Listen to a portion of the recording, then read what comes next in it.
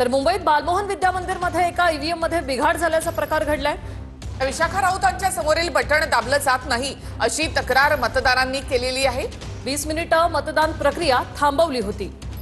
तर बालमोहन या ठिकाणी एका मतदान केंद्रावर हा प्रकार घडलेला आहे। मतदारांच्या तक्रारीनंतर आता मशीन या ठिकाणी बदलण्यात आलेलं आहे।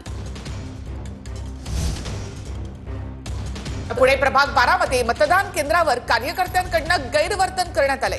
बाळासाहेब बोडकेंच्या कार्यकर्त्यांकडून गैरवर्तन झाल्याचा आरोप होतोय। भाजप उमेदवार निवेदिता एकबोटे यांनी हा आरोप केलेला आहे। तर कठोर कारवाई करण्याची निवेदिता एकबोटे यांची मागणी आहे। पुणे प्रभाग 12 मध्ये मतदान केंद्रावर कार्यकर्त्यांकडून गैरवर्तन झालंय। तर पुण्यामध्ये प्रभाग 20 मध्ये मतदान केंद्रावर गोंधळ झालाय। मतदान यंत्र अ ब क ड पद्धतीने लावली नसल्याचा आरोप होतोय। अजित पवारांच्या कार्यकर्त्यांनी याला आक्षेप घेतलेला आहे। उलट्या क्रमानं या ठिकाणी ईव्हीएम मशीन लावण्यात आल्याचा आरोप त्यांनी केला आणि हा आक्षेप घेतल्याने काही वेळ मतदान केंद्र जे आहे ते बंद करण्यात आलं होतं। पुण्यातील प्रभाग 20 मध्ये मतदान केंद्रावर त्यामुळे गोंधळ झाला।